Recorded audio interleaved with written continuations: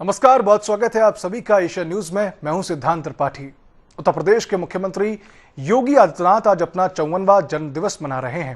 हालांकि योगी आदित्यनाथ व्यक्तिगत रूप से जन्मदिन मनाने की परंपरा से दूर रहते हैं, लेकिन प्रदेश भर में उनके समर्थक, सामाजिक संगठन और आम नागरिक उनके दीर्घायु और स्वस्थ जीवन की कामना करते हुए विशेष कार्यक्रमों का आयोजन कर रहे हैं। मंदिरों में पूजा अर्चना हो रही है, यज्ञ और हवन किए जा रहे हैं और उनके नेतृत्व में प्रदेश की प्रगति को लेकर चर्चाएं भी तेज हो गई हैं। एक साधारण पहाड़ी परिवार में जन्मे अजय सिंह बिष्ट का योगी आदित्यनाथ बनने और फिर देश के सबसे बड़े राज्य के मुख्यमंत्री बनने तक का सफर अपने आप में एक असाधारण राजनीतिक और आध्यात्मिक यात्रा है। देखिए हमारी इस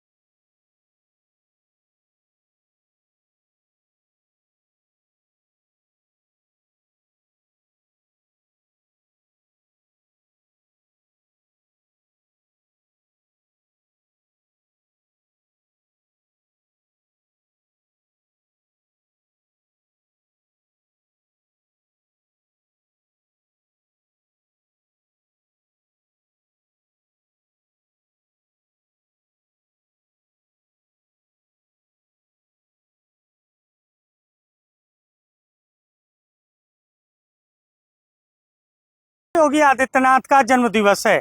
आज ही के दिन 5 जून 1972 को तत्कालीन उत्तर प्रदेश और आज के उत्तराखंड के पौड़ी गढ़वाल जनपद की यमकेश्वर तहसील के गांव पंचूर में मुख्यमंत्री योगी आदित्यनाथ का जन्म हुआ था। मुख्यमंत्री योगी आदित्यनाथ अपना जन्म दिवस तो नहीं मनाते हैं, लेकिन देश और प्रदेश में उनके करोड़ों चाहने वाले जो प्रशंसक हैं वो सीएम योगी आदित्यनाथ के जन्म दिवस के अवसर पर यानी आज बड़े कार्यक्रमों का आयोजन करते हैं और पूजा अर्चना करते हैं और योगी आदित्यनाथ के दीर्घायु होने की कामना करते हैं। 7 भाई बहनों में 5वें नंबर पर मुख्यमंत्री योगी आदित्यनाथ हैं और मुख्यमंत्री योगी आदित्यनाथ बचपन से ही सामान्य बच्चों से अलग थे। मुख्यमंत्री योगी आदित्यनाथ हर विषय वस्तु पर गंभीरता से सोचते थे और मुख्यमंत्री योगी आदित्यनाथ ने अपने परिवार को छोड़कर एक अलग राह चुन ली। शुरुआती शिक्षा और ग्रेजुएशन तक की शिक्षा उत्तराखंड में ग्रहण करने के बाद मुख्यमंत्री योगी आदित्यनाथ ने गोरखपुर की ओर रुख किया और यहीं राम मंदिर आंदोलन के दौरान वो अखिल भारतीय विद्यार्थी परिषद से जुड़े। अखिल विद्यार्थी परिषद से जुड़ने के बाद मुख्यमंत्री योगी आदित्यनाथ महंत अवैधनाथ के संपर्क में आए और फिर उन्होंने संन्यास की ओर कदम बढ़ा दिया। संन्यास ग्रहण करने के बाद मुख्यमंत्री योगी आदित्यनाथ ने उत्तर प्रदेश की राजनीति में भी कदम रखा और 1998 में पहली बार लोकसभा में 26 वर्ष की उम्र में सबसे युवा सांसद के रूप में चुने गए।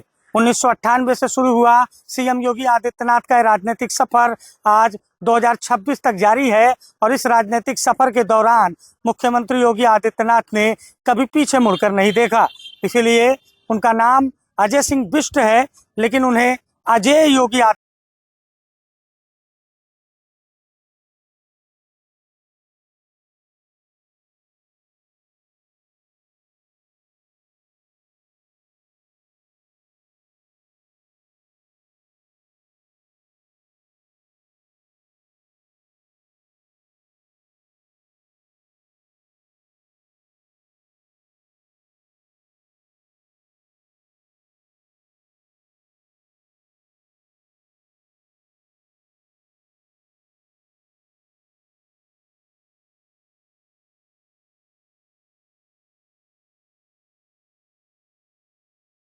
आदित्यनाथ। अहम आदित्यनाथ लोकसभाया सदस्यत्वेन निर्वाचितः निश्चितेन परमेश्वरस्य नाम्नः सपे यदहं विधिना स्थापितं भारतस्य संविधानं प्रति सत्यां श्रद्धां निष्ठां च धारयिष्ये। यदहं भारतस्य संपूर्ण प्रभुत्वसम्पन्नताम् अखंडतां च रक्षिष्यामि तथा यत्पदं गृहीतुमहं मुद्यमस्मि तस्य कर्तव्यानि श्रद्धापूर्वकं निर्वक्ष्यामि।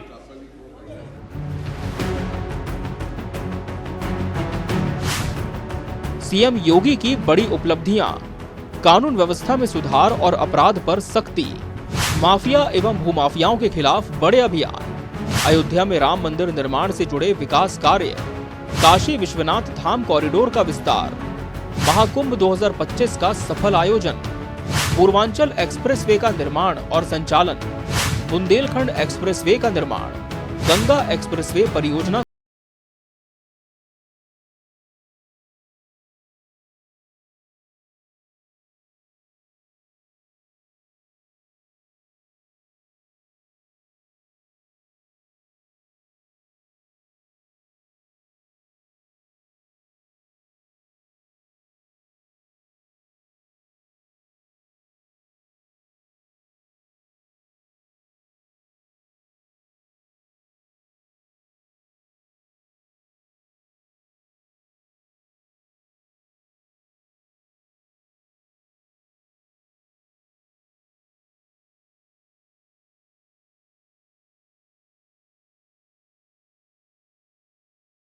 में 12वीं लोकसभा के चुनाव का ऐलान हो चुका था। चुनाव सकुशल संपन्न हुए और जीतकर आए हुए सांसदों के शपथ ग्रहण का अवसर आया। उस अवसर पर एक 26 वर्षीय युवा ने जब संस्कृत में शपथ ली तो सारे सांसद एकटक उसे देखने लगे। वो युवा कोई और नहीं बल्कि आज के समय में यूपी के मुख्यमंत्री और तब के सांसद योगी आदित्यनाथ थे। आज सूबे के मुखिया योगी आदित्यनाथ का जन्मदिन है। उनके अगर विराट व्यक्तित्व की बात की जाए तो उनकी एक छवि जो समाज में सबसे ज्यादा चर्चाओं में रहती है वो कट्टर हिंदुत्ववादी नेता की रहती है। तमाम अवसरों पर सीएम योगी ने अपनी उस छवि को बनाए रखने और उसके पक्षधर में मजबूती से खड़े होने का जो परिचय दिया है वो खूब चर्चाओं में रहता है। चाहे राम मंदिर आंदोलन की बात हो जिसे लेकर सीएम योगी अक्सर कहते हैं कि उस आंदोलन की उनके जीवन पर एक मजबूत छाप पड़ी और उसकी वजह से तमाम ऐसे लोग थे जो उस आंदोलन से जुड़े और उस आंदोलन ने समाज और तमाम नेताओं को रास्ता दिखाने का काम किया। जहां तक बात जो पुरानी परंपराएं थी उसको बदले जाने के पक्षधर भी सीएम योगी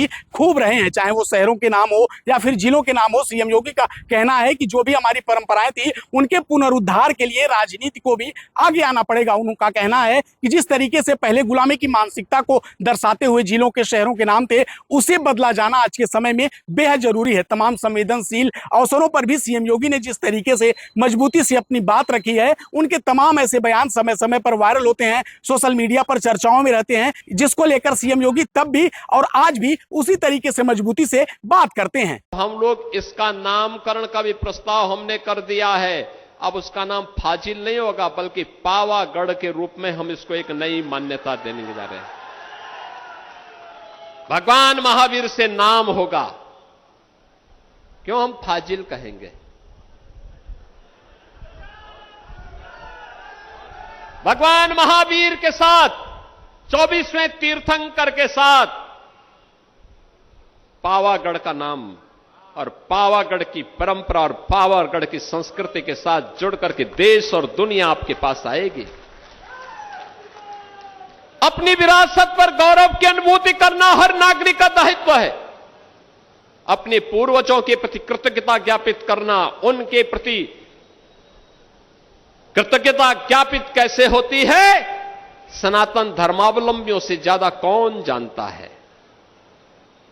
और बहनों और भाइयों, इसीलिए आज मैं विशेष रूप से आया हूं। केवल 2 ही विधानसभाओं के लिए आया हूं। अभी और विधानसभाओं के लिए अलग से कार्यक्रम बनेगा। कसियां और हाटा के लिए एक दिन बनाएंगे, रामकोला खड्डा के लिए एक दिन बनाएंगे, पडरौना के लिए भी बनाएंगे कार्यक्रम। सभी 7 विधानसभाओं के कार्यक्रम अलग अलग होंगे। अलग अलग विकास के कार्यों को लेकर के भी आएंगे। आज जो कार्य हैं ये कार्य केवल और केवल इन 2 विधानसभाओं के हैं और इनमें इनके यहां के विधायकों ने और सांसद जी ने जो प्रयास किया है उस प्रयास के कारण हम इस कार्य को लेकर के यहां पे आए हैं। साल 2017 उत्तर प्रदेश की राजनीति का निर्णायक मोड़ साबित हुआ। विधानसभा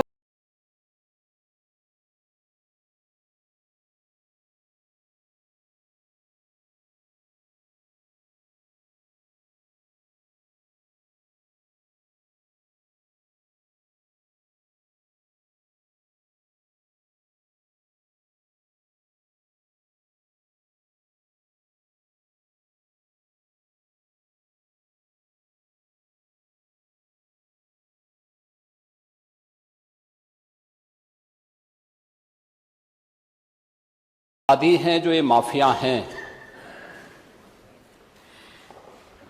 आखिर ये पाले किसके द्वारा गए हैं?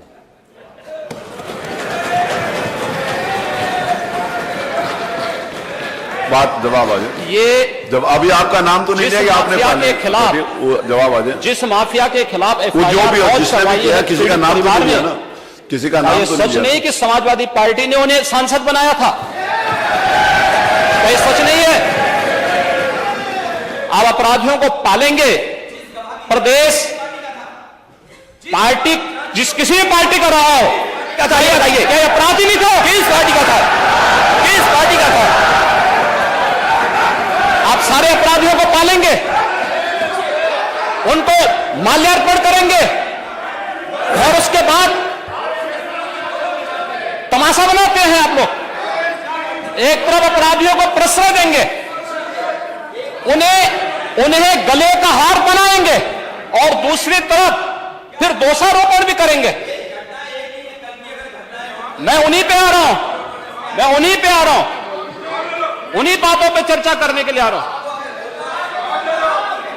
हमारी पार्टी में आप बताइए किस पार्टी का सदस्य है? क्योंकि बहुजन समाज पार्टी से आपकी दोस्ती है, इसलिए बहुजन समाज पार्टी का नाम नहीं ले रहे आप। हम भी उन्हीं बातों पे कह रहे हैं। क्या यह सच नहीं कि जिस अतीक अहमद के खिलाफ पीड़ित परिवारों ने मुकदमा दर्ज कराया, उसके परिवार के खिलाफ, वह समाजवादी पार्टी के द्वारा पोषित माफिया है और उसकी कमर बंद तोड़ने का काम हमारी सरकार ने किया है। और फिर मैं कहता हूं, इसी हाउस में कह रहा हूं, इस माफिया को मिट्टी में मिला देंगे। सरकार किसकी है? सरकार किसकी है? गफलत में हो, ये माफिया हैं, इनको मिट्टी में मिलाने का काम करेंगे।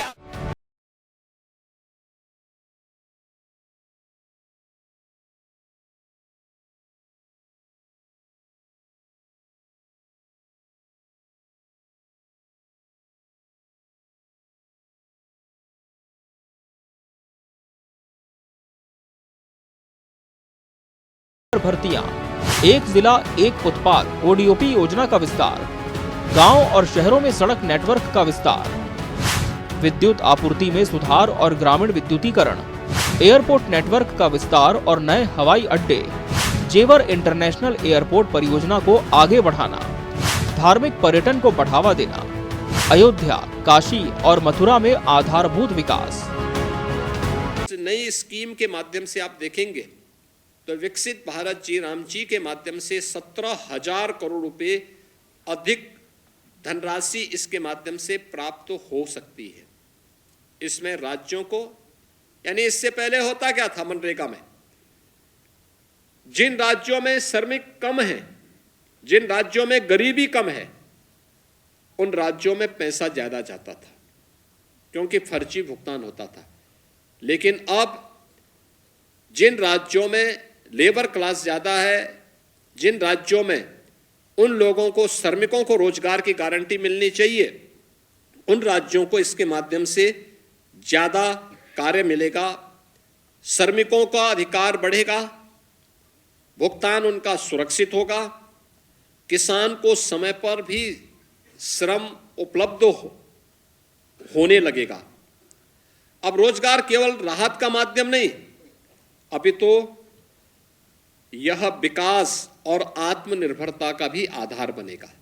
यानी आपने देखा होगा, इससे पहले मनरेगा में क्या करते थे, सब रोजगार सृजन करना, एक बार गड्ढा खोदो फिर उसको पाट डालो। अब ये नहीं, अब कोई भी रोजगार होगा तो अस्थायी संपत्ति के निर्माण को लेकर के होगा, अस्थायी संपत्ति उसके माध्यम से बननी है। और विकसित भारत 2047 के विजन के अनुरूप ग्रामीण भारत अब राष्ट्र निर्माण पर और अधिक सक्रिय भूमिका का निर्वहन इसके माध्यम से कर पाएगा। मित्रों, विकसित भारत जी राम जी की इस अधिनियम को पारित करने के लिए मैं आदरणीय प्रधानमंत्री जी का, केंद्रीय ग्रामीण विकास मंत्री माननीय शिवराज सिंह चौहान जी का, पूरे केंद्रीय कैबिनेट का हृदय से मैं आभार व्यक्त करता हूं। और मैं